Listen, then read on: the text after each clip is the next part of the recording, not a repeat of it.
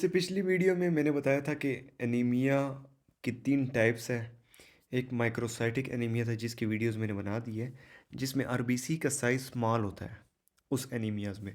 अब जो एनीमियाज पड़ेगी उसमें आरबीसी का साइज़ जो होता है 100 से ज़्यादा होता है, ठीक है, 100 माइक्रोमीटर से। तो इसमें दो किस्म के आते हैं मैक्रोसाइटिक में, एक है मेगैलोब्लास्टिक और एक है नॉन मेगैलोब्लास्टिक एनीमिया। ठीक है, इन दोनों में आरबीसी का साइज़ बड़ा होता है। मेगैलोब्लास्टिक एनीमिया और नॉन मेगैलोब्लास्टिक में ये फ़र्क है कि एक में डीएनए सिंथेसिस में मसला आता है जिसकी वजह से एनीमिया होता है, जबकि दूसरे में ज़रूरी नहीं है डीएनए की सिंथेसिस में मसला है। तो डीएनए की सिंथेसिस कब इम्पेयर्ड हो सकती है जिसकी वजह से एनीमिया कॉज हो सकता है?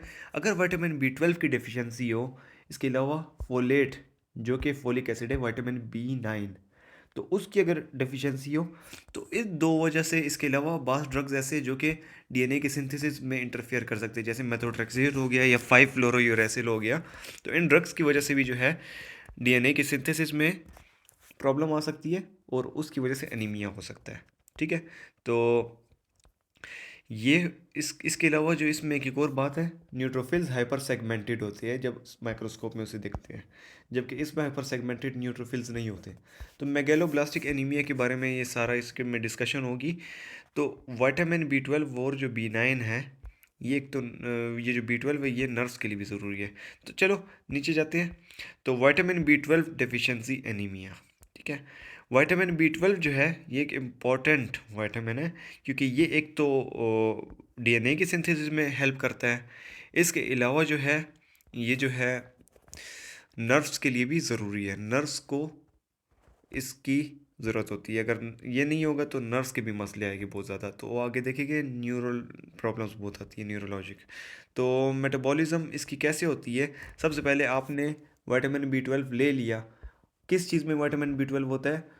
वो फूड्स जो एनिमल ओरिजिन की हो, जैसे कि मीट हो गया, मिल्क हो गया, तो इन चीज़ों में विटामिन बी 12 हो सकता है। ठीक है, तो वेगन डाइट जो लोग फॉलो करते हैं तो उनको विटामिन बी 12 की कमी हो सकती है। तो विटामिन बी 12 और बी 9 जो है, ये जो ऊपर फोलिक एसिड बताया है, इसकी वजह से मेगलोब्लास्टिक एनीमिया होता है ना, जो कि मैक्रोसिटिक एनीमिया के टाइप है। तो इसमें जो है ये दोनों जो है बॉडी में स्टोर हो जाते हैं। अगर आपने ले लिए, आपने काफ़ी ज़्यादा अमाउंट में ले लिए, तो आपकी बॉडी में स्टोर हो जाएगा बी 12 भी, और उसी जगह पे बी 9 भी स्टोर हो सकता है। तो अगर आपने बी 12 की जगह बी 9 ले लिया तो बी 12 के स्टोरेज की जगह नहीं रहेगी। ठीक है, तो ये बात भी एक इम्पॉर्टेंट है। तो इस पे आगे एक बात होगी, वो मैं डिस्कस करूँगा। तो सबसे पहले एक बंदा जिसने बी 12 इंजेस्ट कर लिया, वो सबसे पहले सलाइवा में जैसे ही मुंह में जाता है तो उसमें विटामिन बी 12 के जो होते हैं मॉलिक्यूल्स वो बाइंड हो जाते हैं, आर बाइंडर एक प्रोटीन है उसके साथ बाइंड हो जाते हैं। ठीक है, वो फिर जाता है नीचे डोडेनम की तरफ, स्टमक और डोडेनम। तो उधर जो है स्टमक और डोडेनम वाली जगह पे पेंक्रियाटिक एंजाइम्स होते हैं, उसके थ्रू ये आर बाइंडर से जुदा हो जाता है और ये उधर जो है इंट्रिंसिक फैक्टर के साथ बाइंड हो जाता है। सबसे पहले आयर बाइंडर के साथ बाइंड था, उधर से हटा स्टमक में जाके ये इंट्रिंसिक फैक्टर के साथ बाइंड हो गया। इंट्रिंसिक फैक्टर जो है फिर इसके बाइंड रहता है जब इलियम तक पहुंचता है, स्मॉल इंटेस्टाइन का जो लास्ट पार्ट है, टर्मिनल इलियम। तो उधर जब पहुंचता है तो ये विटामिन बी 12 एब्जॉर्ब हो जाता है। ठीक है, तो जब ये एब्जॉर्ब हो रहा होता है तो उस टाइम ये इंट्रिंसिक फैक्टर से हट के ये ट्रांसकोबालामिन 2 इस प्रोटीन के साथ लग जाता है और ब्लड में जाता है। तो ब्लड में जो विटामिन बी 12 होता है वो इसके साथ बाइंड होता है, ट्रांसकोबालामीन के साथ। तो ये विटामिन बी 12 की डेफिशिएंसी क्यों आ सकती है, किस वजह से आ सकती है? तो सबसे पहले अगर हम इनटेक कम करें कार्बन ये विटामिन बी 12 की, तो इसके अलावा वीगन डाइट वाले लोग जो हो गए तो उनको विटामिन बी 12 की डेफिशिएंसी हो सकती है, क्योंकि मीट और इन चीज़ों में होता है। अगर वो लोग मीट वगैरह ना खाए तो उनको हो सकता है। इसके अलावा दूसरी जो मेन रीज़न है वो ये है कि अगर हम बी 12 तो खा रहे हैं, हम ले रहे हैं, लेकिन वो एब्जॉर्ब ना हो बॉडी में, तो उस वजह से एब्जॉर्ब क्यों नहीं होगा? उसकी रीज़न एक ये हो सकती है कि इंट्रिंसिक फैक्टर एब्सेंट हो। इंट्रिंसिक फैक्टर किधर था? मैंने बताया था कि वो डोडेनम वाले रीजन में होता है, वो बाइंड हो जाता है विटामिन बी 12 के साथ। सही है, तो अगर वो बाइंड नहीं होगा तो ये एब्जॉर्ब नहीं होगा इलियम में, तो जब एब्जॉर्ब नहीं होगा तो फिर बॉडी को नहीं मिल सकेगा। तो इंट्रिंसिक फैक्टर किस चीज़ में कम होता है परनीशियस एनीमिया में, इसके बारे में आगे एक टॉपिक है परनीशियस एनीमिया का ही है, वो भी डिस्कस करते हैं। इसके अलावा अगर गैस्ट्रिक एसिड कम बनेगा, जब गैस्ट्रिक एसिड कम बनेगा तो ये आर बाइंडर से जो है रिमूव नहीं हो सकेगा, सही है। इसके अलावा पेंक्रियाटिक इंसफिशिएंसी, हमने बताया कि पेंक्रियाटिक एंजाइम जो है वो इसकी ब्रेक डाउन करते हैं आर बाइंडर जो विटामिन बी 12 के साथ लगा होता है, सही है। तो इसके अलावा क्रोन डिजीज़ जो है, क्रोन डिजीज़ इंटेस्टिनल डिजीज़ है जिसमें वो इन्फ्लेम्ड हो जाती है, तो उसमें एब्जॉर्प्शन नहीं होती विटामिन बी 12 की, बेशक सब कुछ हो लेकिन वो एब्जॉर्ब नहीं हो सकता। बैक्टीरियल और ग्रोथ हो जाए तो बैक्टीरिया विटामिन बी 12 यूज़ करते हैं, तो वो बॉडी में नहीं जा सकता, बैक्टीरिया यूज़ कर लेते हैं। इसके अलावा डाइफिलोबोथ्रियम लेटम, ये एक फिश टेप फॉर्म है, उसकी वजह से विटामिन बी 12 की डेफिशिएंसी हो सकती है। अच्छा, परनीशियस एनीमिया, ये जो है एक ऑटो इम्यून डिजीज़ है, ठीक है, जिसमें एट्रोफिक गैस्ट्राइटिस हो जाता है। एट्रोफिक गैस्ट्राइटिस, गैस्ट्राइटिस नेम से पता चल रहा है स्टमक की इन्फ्लेमेशन हो जाती है, ठीक है, स्टमक की म्यूकोसा की। ये टाइप 2 हाइपर सेंसिटिविटी रिएक्शन है। जब ये होगा, स्टमक की इन्फ्लेमेशन हो जाएगी, उधर जो है HCl नहीं बनेगा। तो इधर हमने कॉज बताई थी विटामिन बी 12 की डेफिशिएंसी, एब्जॉर्प्शन नहीं होगी जब गैस्ट्रिक एसिड कम बनेगा ना। तो अगर HCl कम बन रहा है तो क्या होगा, उसकी वजह से इंट्रिंसिक फैक्टर जो है वो बाइंड नहीं होगा, सिक्रीट नहीं होगा, सही है। इंट्रिंसिक फैक्टर सिक्रीट नहीं होगा, जब सिक्रीट नहीं होगा तो विटामिन बी 12 के बाइंड नहीं होगा, जिसकी वजह से क्या होगा, विटामिन बी 12 एब्जॉर्ब नहीं होगा, ठीक है। तो इंट्रिंसिक फैक्टर की लॉस भी हो जाती है, इसमें HCl भी कम बनता है। ये जो है वुमेन 40 ईयर से ज़्यादा की एज की हो तो उनमें कॉमन है। इसके अलावा ब्लड ग्रुप ए वाले पेशेंट्स में भी कॉमन होता है। इसके अलावा ऑटो इम्यून डिजीज़ के साथ ये एसोसिएटेड हो सकता है। एडिसन डिजीज़, किसी को थायराइड डिजीज़ हुई तो उनको परनीशियस एनीमिया भी हो सकता है। इसके अलावा ये increase risk for carcinoma of stomach, ठीक है। तो अब एंटीबॉडीज़, ये परनीशियस एनीमिया जो है, इसमें ऐसा क्या होता है कि इंट्रिंसिक फैक्टर या विटामिन बी 12 नहीं बनता, विटामिन बी 12 एब्जॉर्ब नहीं हो सकता। पहली बात, इसमें इंट्रिंसिक फैक्टर के खिलाफ एंटीबॉडीज़ बन सकती है, टाइप 1 एंटीबॉडीज़ इनको कहते हैं, ठीक है। तो इंट्रिंसिक फैक्टर के खिलाफ अगर बॉडी एंटीबॉडी बना रही है तो वो ब्रेक डाउन कर लेगा इंट्रिंसिक फैक्टर की, उसको बनने ही नहीं देगा, ठीक है।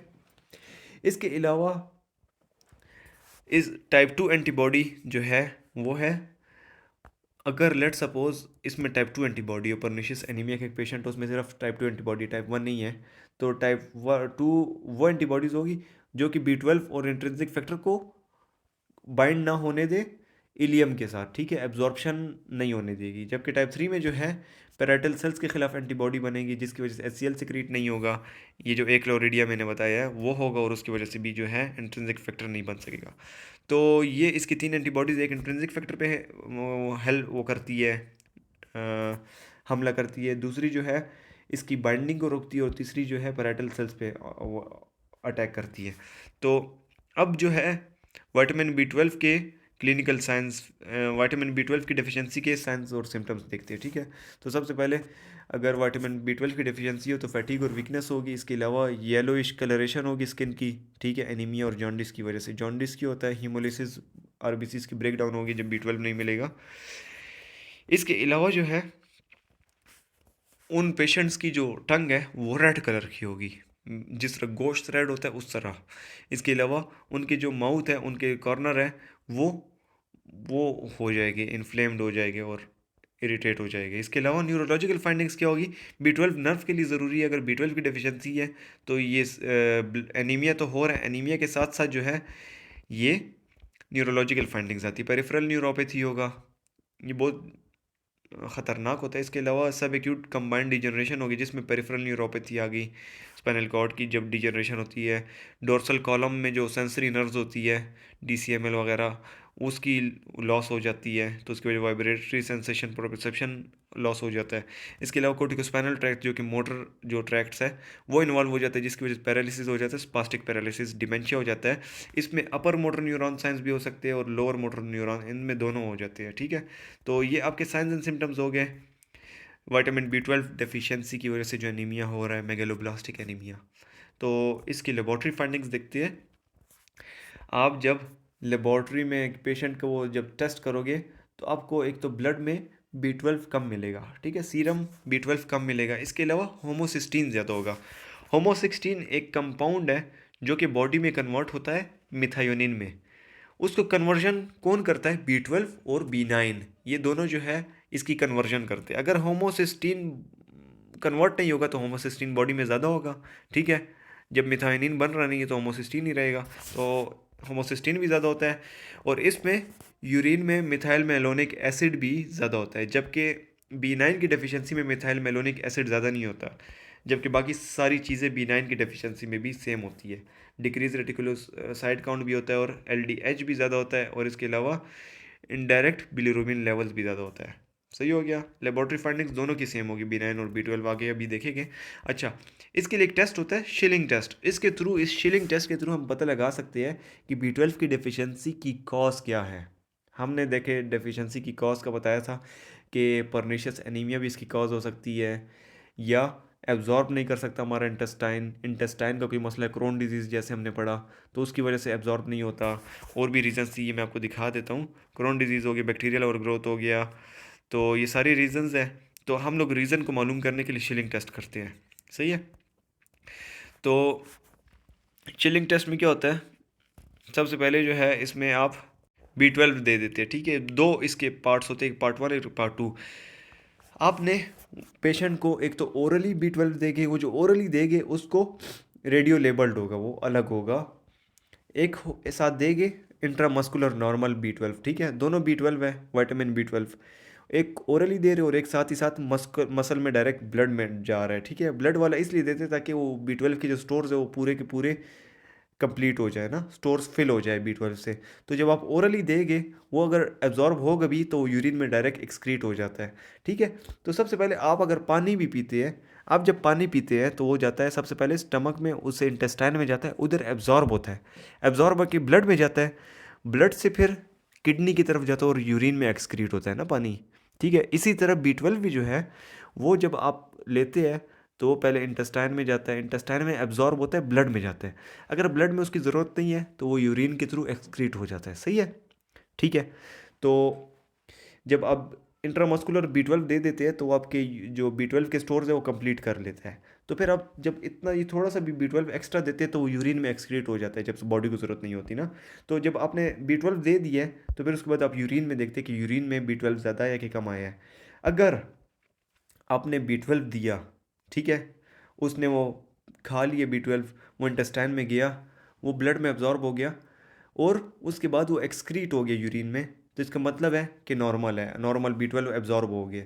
क्योंकि यूरिन में अगर एक्सक्रीट हुआ इसका मतलब है एब्जॉर्ब हुआ है, तभी तो एक्सक्रीट हुआ था ना, ठीक है। अगर एब्जॉर्ब ही नहीं होगा तो यूरिन में B12 कैसे आएगा? इंटेस्टाइन गया, ब्लड में नहीं गया, ठीक है, एब्जॉर्ब नहीं हुआ, तो यूरिन की तरफ तो जा ही नहीं सकता B12। तो B12 की अगर कंसनट्रेशन 10% से कम आ रही है यूरिन में तो फिर हम पार्ट 2 पे जाते हैं। तो हमें ये पता चल जाता है जब 10% से कम आ रही है कि कोई एब्जॉर्प्शन का कोई मसला है, ठीक है, तभी तो यूरिन में आ रहा नहीं है। तो एब्जॉर्प्शन के मसले को चेक करने के लिए हम उसको दूसरी बार फिर से B12 ओरली देते हैं और इंट्रामस्कुलर भी जो है B12 दे देते हैं। सही है। तो जब ओरल B12 दिए उसे फिर से, तो उसके साथ इस बार इंट्रिंसिक फैक्टर देते हैं, क्योंकि इंट्रिंसिक फैक्टर परनीशियस एनीमिया में इंट्रिंसिक फैक्टर एब्सेंट होता है ना, एंटीबॉडीज इसके खिलाफ बनी होती है ना, तो बॉडी तो खुद प्रोड्यूस नहीं कर सकता इंट्रिंसिक फैक्टर। तो उसे अगर हम बाहर से इंट्रिंसिक फैक्टर भी साथ दें तो वो बॉडी के अंदर जाके जैसे इंटेस्टाइन की तरफ जाएगा, इंट्रिंसिक फैक्टर के साथ B12 बाइंड हो जाएगा। तो अगर वो बाइंड होके एब्जॉर्ब हो जाए तो इसका मतलब है यूरिन में वो ज़्यादा निकलेगा। तो अगर यूरिन में B12 निकलेगा एब्जॉर्ब होके तो इसका मतलब है परनीशियस एनीमिया इस बंदे को, क्योंकि हमने जब इंट्रिंसिक फैक्टर दिया तो तब ये यूरिन में B12 आया, वरना ये कम आ रहा था, ठीक है। अगर यूरिन में फिर भी ना आए तो इसका मतलब है कोई और इंटेस्टाइन की डिजीज़ है कि हमने इंट्रिंसिक फैक्टर भी दे दिया, उसके अलावा भी वो एब्जॉर्ब नहीं हुआ। तो ये इसके बारे में बात थी, थोड़ा सा कम्प्लेक्स लगेगा लेकिन जब आप सोचें बार बार इस बात को तो आपको इसकी समझ आ जाएगी। तो ये शिलिंग टेस्ट था। इसके अलावा जो है एक इधर क्लिनिकल पॉइंट इन्होंने दिया हुआ है, इंपॉर्टेंट बात की हुई है। B12 और B9 ऑलमोस्ट इसकी डेफिशिएंसी से सेम किस्म के सेल में चेंजेस आते हैं। RBCs देखें, RBCs जो है पेनसाइटोपिनिया होता है, इसके अलावा इसकी शेप चेंज हो जाती है, ओवल शेप के हो जाते हैं, हाइपर सेगमेंटेड इसमें न्यूट्रोफिल्स होते हैं अगर B9 की डेफिशिएंसी हो, ये B12 की, ठीक है। जो एक डिफरेंस होता है कि B12 नर्व्स के लिए ज़रूरी होता है लेकिन B9 ज़रूरी नहीं होता। अगर B12 की डेफिशिएंसी हो तो साथ न्यूरोलॉजिकल सिम्टम्स भी आते हैं, जबकि B9 में इस तरह न्यूरोलॉजिकल सिम्टम्स नहीं आते। तो ये एक इम्पॉर्टेंट बात है। तो मैंने एक और बात बताई थी, स्टोर्स। बॉडी में स्टोर होता है B12 और B9, एक ही जगह पे दोनों स्टोर होते हैं। अगर एक बंदे को B12 की डेफिशिएंसी है तो आप उसे B9 देंगे तो उससे भी वो एनीमिया उसका ठीक हो जाएगा, सही है। लेकिन न्यूरोलॉजिकल सिम्टम्स तो B9 से ठीक नहीं हो सकते, उसके लिए तो B12 भी ज़रूरी है। तो आपकी बॉडी में अगर B12 और B9 की कमी है, आपको लग रहा है कि इस बंदे को B9 की कमी है, आप उसे B9 दे दो, विटामिन B9 फोलिक एसिड वाला जो है। तो B9 जब आप देते हो तो बॉडी में स्टोर हो जाता है। तो बॉडी में जब स्टोर हो जाता है तो उसने तो B12, मैंने बताया था कि वो स्टोर में B12 और B9 दोनों स्टोर हो सकते हैं। तो अगर B9 स्टोर हो गया तो B12 की तो जगह नहीं होगी। तो फिर बाद में अगर B12 देंगे तो वो मसला करेगा, बॉडी में जगह ही नहीं है उसको स्टोर करने की, तो एक्सक्रीट होता जाएगा। तो न्यूरोलॉजिकल सिम्टम्स और भी सेवियर हो सकते हैं, कॉम्प्लिकेशंस आ सकती है अगर B9 दे सिर्फ। ठीक है। तो ये एक इंपॉर्टेंट बात मैंने बताई है। तो इसकी ट्रीटमेंट ये आप देख ले, विटामिन B12 की स्टार्ट में डोजेज देते हैं 2 से 3 दिन बाद इंट्रामस्कुलर, उसके बाद फिर जो है 3 3 मंथ्स बाद इसे B12 देते रहते हैं। तो इसी तरह ही ठीक रहता है। सही हो गया। और ये जो सेंसरी चेंजेस आती है, ये जो न्यूरोलॉजिकल एबनॉर्मलिटीज़ आती है, ये 6 मंथ्स अगर इसको सिम्टम्स को हुए हैं, सेंसरी चेंजेस आने, वो जो हमने ऊपर पढ़ा था स्पास्टिक पैरालिसिस वगैरह हो गया, तो अगर उसको 6 मंथ से ज़्यादा नहीं हुआ टाइम तो वापस रिवर्स हो सकती है, वापस रिकवर हो सकता है पेशेंट। अब B9 डेफिशिएंसी, इसका और उसका ऑलमोस्ट सेम था। अभी देखते हैं, सिर्फ इसमें ये है कि एनिमल प्रोटीन के साथ ग्रीन लीफी वेजिटेबल्स में भी पाया जाता है, सही है। तो B9 की डेफिशिएंसी इतनी कॉमन नहीं होगी जितना B12 की डेफिशिएंसी होगी। सबसे पहले फोलिक एसिड जो होता है, मीट हो गया या वेजिटेबल होगी, उसमें पोलीग्लूटामेट के फॉर्म में होता है। वो बॉडी में जाके इस एंजाइम जो है इंटेस्टिनल कंजुगेज, इसके थ्रू जो है ये पोलीग्लूटामेट से मोनोग्लूटामेट फॉर्म में कन्वर्ट हो जाता है, जो कि फिर जेजुनम से एब्जॉर्ब हो जाता है। और जो है ये बॉडी में जब सर्कुलेट करता है ब्लड में, तो ये कौन सी फॉर्म में होता है, मिथाइल टेट्राहाइड्रोफोलेट में कन्वर्ट हो जाता है। ठीक है। तो इसकी कॉजेज़ क्या है इसकी डेफिशिएंसी की, एक तो इनटेक कम हो। ठीक है। अगर गोट मिल्क सिर्फ एक बंदा पिए तो उसमें फोलिक एसिड नहीं होता, तो उसकी वजह से भी हो सकता है। इसके अलावा डिमांड बॉडी की ज़्यादा हो जाए, जैसे प्रेगनेंसी हो गया, हीमोलिटिक एनीमिया, जब ब्लड सेल्स टूट रहे हैं, बार बार टूट रहे हैं, उसकी वजह से एनीमिया हो रहा है। आरबीसी और भी बनाएगा बॉडी, लेकिन आरबीसी के लिए B9 भी ज़रूरी है, B12 भी ज़रूरी है। जब B9 की कमी होगी, डिमांड ज़्यादा हो जाएगी, तो B9 कम पड़ जाता है। ठीक है। इसके अलावा प्रेगनेंसी में भी इसकी ज़रूरत होती है, मेलिग्नेंसी में भी इसकी ज़रूरत होती है, और डायलिसिस में भी।